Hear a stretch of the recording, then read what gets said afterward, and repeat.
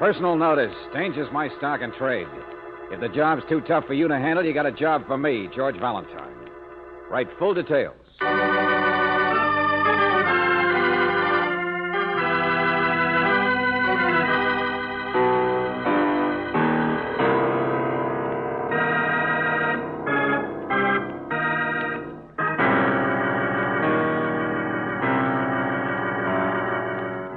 Standard Oil Company of California, on behalf of independent Chevron gas stations and standard stations throughout the West, invites you to Let George Do It.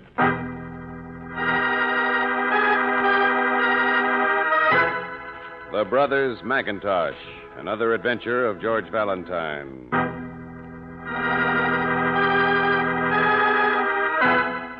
Dear Mr. Valentine, I am a butler in a very fancy house, though perhaps I ain't the usual type for butling. My bosses are two brothers, the brothers Macintosh. I've been with them ever since I was a busboy in the first cafe they ever owned. What a joint that was. But now they're a success so big it hurts your eyes. Bill Macintosh used to be a cook, and it must have given him a sour stomach, because there's a guy what hates everybody. But I mean everybody. And it's plenty mutual. Bill's brother, the sweetest guy in the world. This Mervyn Macintosh is a prince, a real gentleman, with good words and a wide-open pocketbook for everybody. Friends, I tell you, Mr. Valentine, there's nobody who ain't. Except that is, of course, whoever is that wants to kill him. But how can you ever get a man to admit he's in danger? When he's so big-hearted, he'd slap the devil himself on the back and say, have a cigar. That's my problem, and I need your help. Yours most sincerely, and it's signed, Jasper, butler to the Brothers Macintosh. Sounds like he thinks one of these guys is going to kill the other one, doesn't it? Sounds like he's crazy or punch-drunk. Jasper, butler to the Brothers What's the matter, Brooksy? George, the postmark on the letter is Harbortown. Oh, that's important? Well, there's been something about Harbortown lately. Something? Maybe this letter isn't crazy at all. I remember now. It's something Lieutenant Riley was talking about.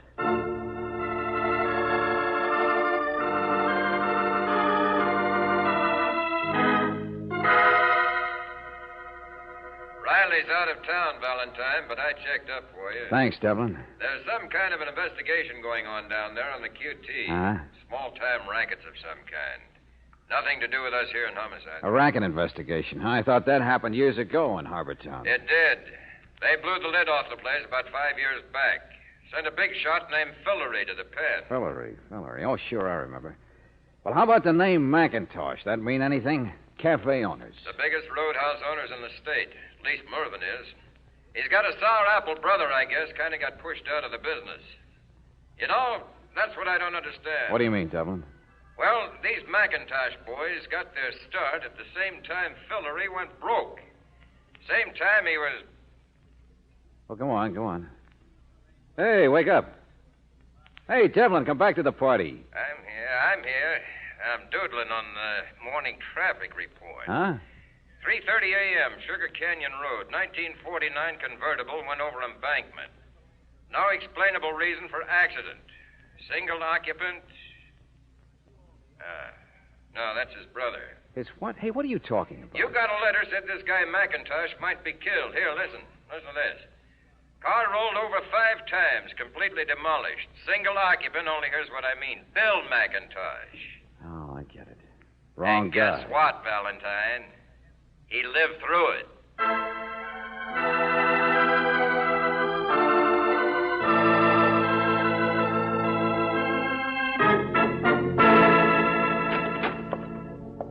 No, I don't want to see you. I don't want to see anyone. Get out of here. Lie still, will you please, Mr. McIntyre? That goes for you, too, Doc. I don't need all them bandages. Emergency hospital already slapped enough on me. Mr. Macintosh, we don't mean to intrude, but your butler here, Jasper, tells me I can't see Mervyn unless I first see you. So you want to see Mervyn? Well, that was the original reason for coming here, but... We don't like to bother you when you've just been in an accident. I'm all right. I just got scratched up a little. Doc, you're all finished. You poked around enough. I'm going. You too, Jasper. Go on, go on. Sir, I'll show you to the door, Doc. Friend of my brother's. Sucker won't even send us a bill. Your brother seems to have lots of friends. Maybe. But you're not one of them. Maybe. I know all about you, Valentine. Jasper told me about that letter he wrote you. He's an idiot. Yeah, well, he's worried about your brother. Follows him like a dog, the idiot. Anybody who ties strings around people or lets other people tie strings around them. Mr. McIntosh, maybe the doctor shouldn't have left. Nothing wrong with me. Driving alone, car flipped over. I was thrown clear. Scratches and bruises, that's all. I want to see you. I want to see anybody who hasn't been given a glad hand or a free cigar or a slap on the back. Jasper out there is worried, but he hasn't caught on yet. You don't know what I'm talking about, eh? Well, Jasper thinks my brother Mervyn is just sleeping late today. What are you talking about? Look, last night I answered the phone. And then Mervyn came home and went out. And then afterwards I drove and I looked and I looked. I got more and more scared at what I'd done. Mervyn keeps a cabin cruiser down in the harbor, but she was anchored in the same old spot with no lights. I looked every place, from the railroad station to Sugar Canyon. Hey, wait a minute. Calm down, will you? Get back to that part. You got more scared at what you'd done. What had you done? Do you understand a man having enough to drink and being scared enough that when he sees a sharp turn coming, he just plain doesn't make the turn? Just lets the car go over? Your accident. You mean you were trying to kill yourself? I mean, I've always hated my loudmouth brother. No, I was just excited, and I had some drinks, and I was scared, and Maybe I did. He is my brother. Abel and Cain, that's us. You better clear this up pretty fast, Buster. Know how to take dictation, miss? What? Oh, yes, I do. Oh, go ahead. A confession. Yes, a confession. To keeping quiet when I could have spoken and prevented my own brother's death. His death? Yes. My brother, the great Mervyn Macintosh. Friend to everybody. Well, he seems to have one enemy. A man named Fillery lost his shirt when we came to this town, and apparently it wasn't just because Mervyn had glad-handed him out of the nightclub business. Then Fillery went to prison. Why? Who knows? My brother Mervyn is honest, not a squealer. But for some reason, Fillery has threatened to kill Mervyn, not once, but 50 times. Fillery, Go on. Well, Fillery was released from prison yesterday. Last night, a wire came to the house from a friend telling us about it. And that's where I fit in. While I'm sitting here reading that wire, the phone rings, and a little polite voice says he'd like to see Mervyn out in a lonely place. About some business, the voice says. And then it happens. Mervyn comes home. I give him the message, but I don't show him the telegram. He leaves. I don't tell him that phony voice was really the voice of Fillery waiting to murder him. I don't know why I do it. A couple hours, I just sit there and wait and sweat, but then I can't stand it any longer, so I go out looking. And I find the meeting's already taken place. And all I can find out is that Mervyn's green sedan has been seen leaving the place with Fillery in it alone. Don't you see? I let my brother walk into a trap. I let my own brother be murdered.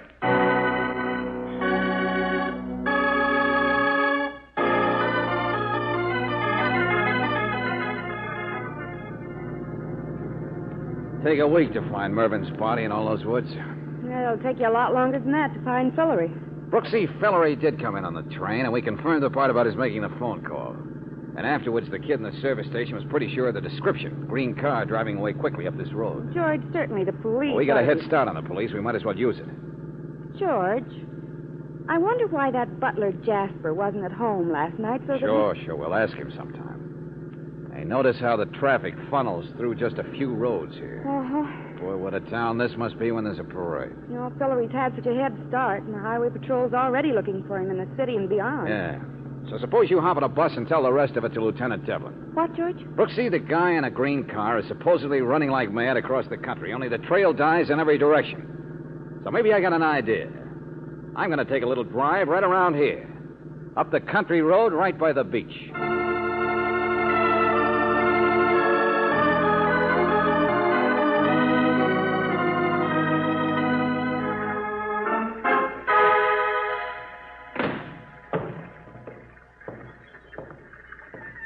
Oyster Cove.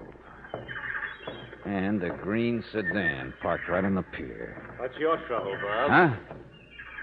Oh, nothing. I was just wandering around. How's the fishing? I don't know. I'm looking at boats. Yeah, sure. Some pretty ones, all right. Say, you didn't happen to see anybody getting in or out of that car over there, the green one? Yes, Bud. As a matter of fact, I did.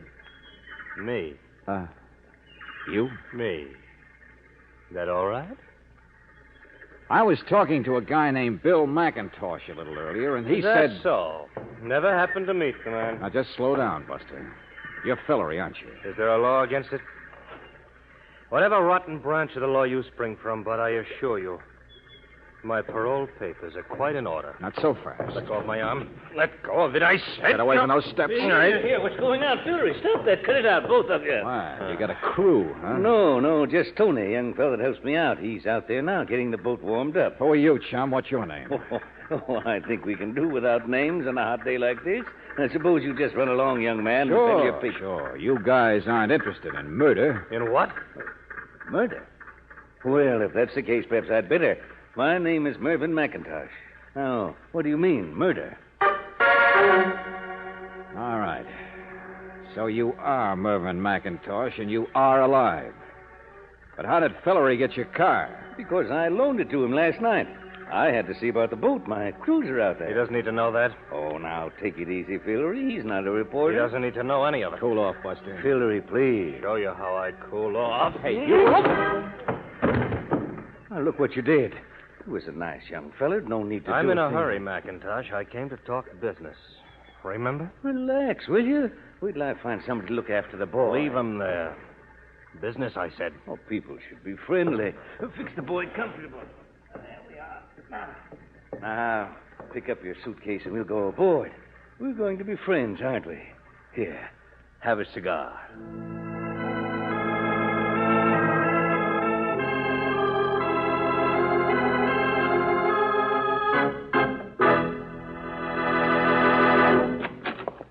George, where on earth have you been? Oh, don't even ask me, Brooksy. Where all good suckers go, I guess. But, darling, it's practically midnight and the police have been... I don't care what's been happening. Besides an ice pack, all I care about is getting my hands on that Bill Macintosh.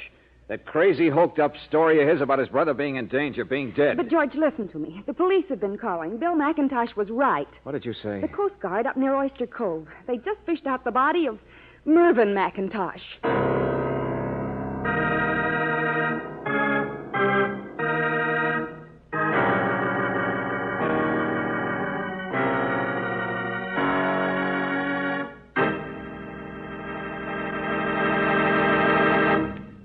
We'll return to tonight's adventure of George Valentine in just a moment. Which tire on your car is the most important one? Ask the car savers at standard stations and independent Chevron gas stations. They'll tell you the oldest, smoothest tire is most important because that's the one that will probably cause trouble first. And at any of these service stations, they'll be glad to add to your tire safety before you go out on crowded highways. They'll be glad to explain why new Atlas Grip Safe tires give you extra protection. They'll show you the wider 7-rib tread of these tires with their ground-gripping edges that put more skid-resisting rubber under your car. You'll be both money and miles ahead by turning in risky tires for new Atlas Grip Safe tires. Because a new Atlas tire is a protected purchase. It carries a double-written warranty for 12 months. 1 against tire damage from any road hazard, and 2 for workmanship and material. And this warranty is honored on the spot by 38,000 dealers from coast to coast, many of whom are open 24 hours a day. Friends, why gamble with your own safety?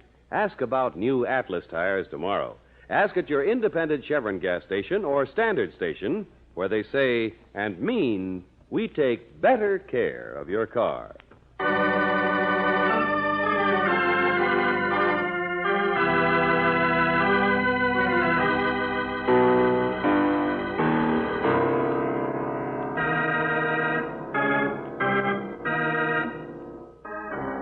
now, back to tonight's adventure of George Valentine. The brothers Macintosh. One of them no one likes, and the other one called everybody in the world his friend. The only trouble is, big jovial Mervyn, whom you talked to only this afternoon, now is dead. Dead just as his brother Bill expected him to be. Dead just as their strange butler, Jasper, warned you Mervyn might be in the letter he wrote. Still, if your name is George Valentine, the case has not worked out in exactly the way you anticipated. In fact, as you return to examine the body with Lieutenant Devlin, you're convinced that nothing makes sense. Yeah, same guy I saw, all right. Struck over the side of the head, huh? Yeah. Coast Guard found him floating in the water of the bay. As I figured, Valentine Fillery got gypped out of his roadhouses and maybe his little rackets by the glad-hander here. Yeah, there might have been holes in this friendship stuff. Of course there are. Nobody was ever as popular as this bird's supposed to have been, or as nice to everybody. Fillery gets out of prison and kills Mervyn. Yeah, after the big boy manages to stall Fillery at their first meeting and so suckers himself into being bumped off in an even more secluded spot. Mm-hmm.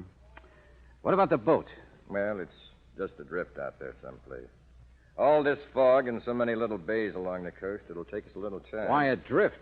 What makes you think Fillery isn't still aboard it? You haven't looked back at the road at the end of the pier, have you? Why, what do you mean? What's the... Oh, no. Oh, yes. The green sedan isn't there. That's what happened to Fillery. He's got away again.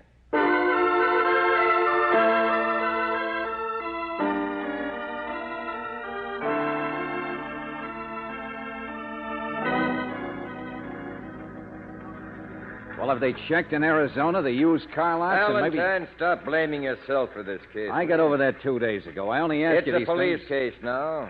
Even if we haven't done any better than you did. Oh, hello, Miss Brooks. Hello. Oh, George, about the steamer Guadalupe. The what? Go on, Angel. Foreign registry? As foreign as they come, 3 miles out, and you're as safe as a seal.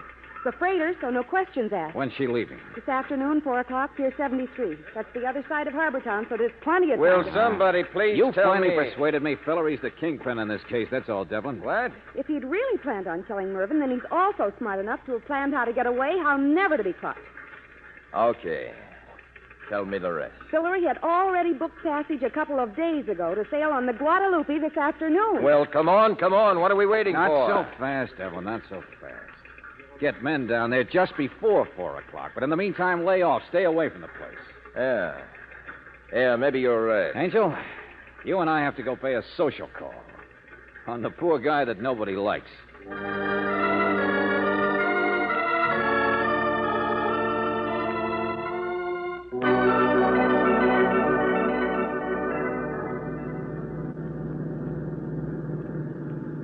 Harbor Town. Great. Bottleneck streets, bottleneck murder case. But they'll certainly be able to make Fillery talk No, when they he shows won't. up at the boat. What'd you say? I said no, they won't. Brooksy, this is the right street, isn't it, for Macintosh's? Well, yeah, just up the block. But Angel, hey, look. Just parking in front of the house there. My nemesis, the wild goose I George. chased. And let us park right behind. Good, that's it, Brooksy. Yeah, the green sedan, the special job. Now, George, be careful. Never mind. You stay behind me. But he'll see you I first. don't care. Let him. It's a 50-50 chance, Angel, and from where I sit, that's good enough. Well, hello there. Oh, hello. You looking for me, mister? Maybe I am. You had the car, didn't you? Well, yeah, sure, George, but I... what on earth is... The wild goose, Angel. I finally remembered something Mervyn said about a one-man crew. About a boy who was out warming up his boat. Well, that was you, wasn't it, Buster? You're Tony, aren't you? Yeah, I'm Tony. Look, I've always worked on that boat, only... Well, I didn't even know anything was wrong until I just read yesterday's newspaper, and Mr. Mervyn loaned me his car. You mean you stole it, Tony? Hello, Valentine. No, I didn't. Honest, Mr. Macintosh, your brother said that This kid's been in trouble before, you know. Go on, kid, you tell it. Well, a couple of days ago, Mervyn came down to the boat at night. He'd had a meeting with some guy giving him the car. And... Fillery? Well, I didn't know who it was then. Just somebody who didn't want to be seen coming through the public pier at the yacht club, I figured. Anyway, Mervyn had slept on board that night, and... Why didn't he call the house? The blasted inconsiderate... Well, look, I didn't think he wanted anybody to know where he was or what he was doing. Next morning, he told me to pull out, and we went up the coast to Oyster Cove. where it's quiet, to pick up the same guy. It was Fillory. Yeah. They were going to go out fishing for a day or two. Fishing and talking, I guess. Only they didn't want me along. So Mervyn, he said I could take the car for the weekend. Gee, he was like that, always giving you everything. It's like I used to be in trouble, see, until he hired me. Kid, the police of 10 states have been looking for that green car for 2 days. Where'd you take it that they couldn't find it? It was in a garage, mister. My girlfriend's garage. Gosh, it's the first weekend we've had off together in a year.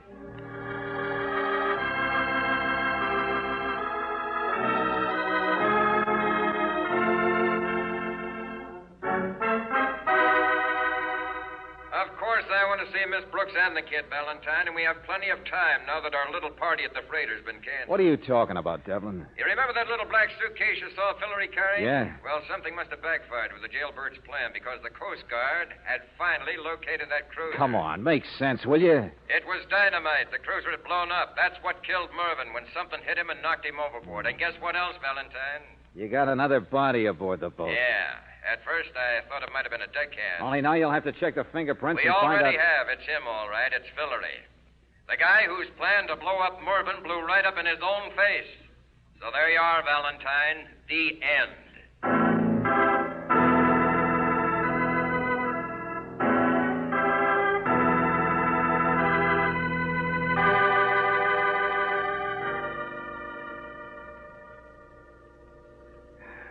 Well, Bill, Fillory's dead. Big loss, that is. Of course, I never met the man. I wonder if your brother had him out on that boat trying to make a friend out of him. He'd have offered the devil himself a cigar. Doesn't pay, though. Sooner or later, you reach out to pat a dog and it bites your hand off. Yeah, I know. You don't like anybody. I'm not apologizing. I was wondering if you really did try to commit suicide that night. What's that? Well, it would have been so easy to push your car over the cliff and give yourself a few scratches and bruises and pretend that you'd done it. Wait a minute, Valentine. Oh, no, you don't, Buster. And don't argue with a gun. Why, I wouldn't trust you any further than I could throw a piano. You're not going to shoot at me. You're not going to kill me in cold blood. Stand still. You're soft in the heart like Mervyn was. I told you to stand still. Hey, Jasper. Get up here, Jasper. No. You see, I've got a gun, too. And now you have it. What's the matter? Hurt your arm? What do you think? I suppose when Jasper gets here, you'll The just... house is empty, Valentine. You sent Miss Brooks and the kid away. And Jasper, he's a sentimentalist. He's changed his shirt by now and gone to my brother's funeral. All right, sourpuss. Now, you were saying something, weren't you? No, it's the things you say. Like just now, you said that you never met Fillory. I wouldn't have even noticed it if he hadn't told me exactly the same thing about you. Never met the man, he said, so maybe it's true. Well, it doesn't quite fit with something you said in that ridiculous confession of yours. That you recognized the voice on the telephone the other night as being the voice of Fillory. You're a smart boy. So that guilty remorse of yours was all fake, wasn't it? It's a pretty good guess. You bet it is, Buster, and I'll keep on guessing, too. You knew why Fillory got sent to prison. Maybe even planned it, sure. Sure, you were trying to duck out before Fillory and your happy-go-lucky brother ever got together to check notes. But they got together on that boat. Where you knew they'd be. Yeah, you're the one who made sure that boat would blow up the minute they were on board. And then you cooked up the cock and bull confession stuff. Just on the off chance the murder might be blamed on Fillory. Shut up! Why? You planning to pull that trigger anyway, aren't you? Get rid of me and still try to get away with it. Try to get away with it? Fillory had a getaway plan, remember? Well, who do you think really made that plan, using his name? And who do you think they're expecting aboard that freighter at 4 o'clock? And now there's no welcoming committee either. I might have known. Got every possibility covered, haven't you? Except maybe the clock. It's only 10 after 3. And Pier 73 is only just the other side of Harbortown. I'll make it all right. How? You wrecked your car. In your car, sucker. I haven't admitted anything, have I? I told you, I'm not crazy. There won't be any evidence. And you didn't pull the trigger on me, so I won't pull it on you. You don't mean you're going to commit a friendly act? Valentine, I've never done anything in this world for anyone else. And I haven't asked anyone to do anything for me. My brother loved the whole town, and vice versa. And where is he? And where am I? Turn around. That's it. It shows how much friends can do for you. Now you know what a guy like me can do. Just keep the useless strings off you, and you can get all the way to China.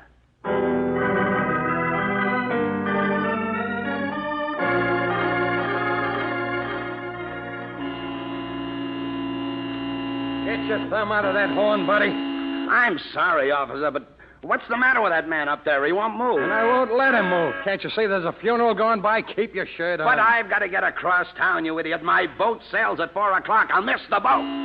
I said cut it out. Take your hand off of that horn. Hey, Joe, what's the matter? Some kind of jerk, that's all. Can't stand to wait for a funeral to go by. Ever see such a crowd? It'll keep on all day. That Mervyn Macintosh was quite a guy.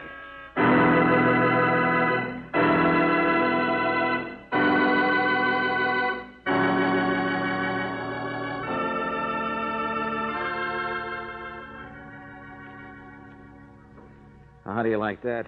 Bill gets caught because he can't get by his brother's funeral. George, are you sure you're all right? The doctor said... Don't let the bandages scare you. Valentine, I don't want to say anything, but... But what? Well, a guy who lets himself get beat up, knocked down, dragged... Well, look, you got your man. You even got a screaming confession out of him. What difference does it make how he was caught? I'll take it easy. I didn't mean to. You want me to say I had him corralled? All I would have had to do was shoot. Why didn't I do it? Sure, I know. I'm some hero. Darling, now, please. Well, maybe it's the kind of guy I want to be, Devlin. Not a hero, just a sucker. Valentine, all I started out to remark was Fearless Fosdick may stop a lot of people from eating beans, but me, I wouldn't have shot either. Good for you, darling. Huh? Hey, what is this? She's kissing me.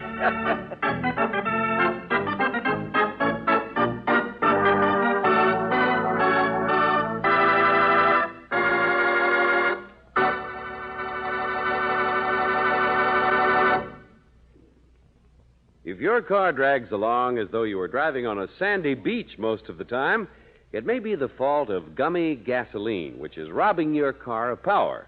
A sure way to get that new car feeling is to use Chevron Supreme gasoline. Most raw gasoline contains impurities that form power-robbing gum. Chevron Supreme is the gasoline that's super refined to remove engine-sticking gum. So to get and keep that new car feeling, ask for this premium quality gasoline. See how it gives your car new power and full mileage in the kind of driving you do. Ask for super refined Chevron Supreme gasoline tomorrow at independent Chevron gas stations and standard stations where they say and mean we take better care of your car.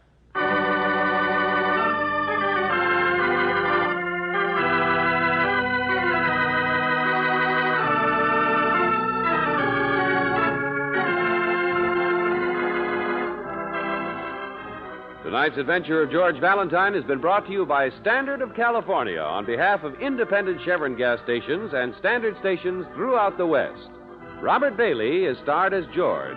Let George Do It is written by David Victor and Jackson Gillis and directed by Don Clark. Virginia Gregg appeared as Brooksy. Ted DeCorsia was heard as Bill. Larry Dobkin as Fillory. Ed Begley as Mervyn.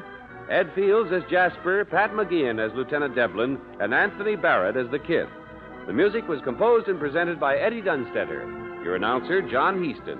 Listen again next week, same time, same station, to Let George Do It.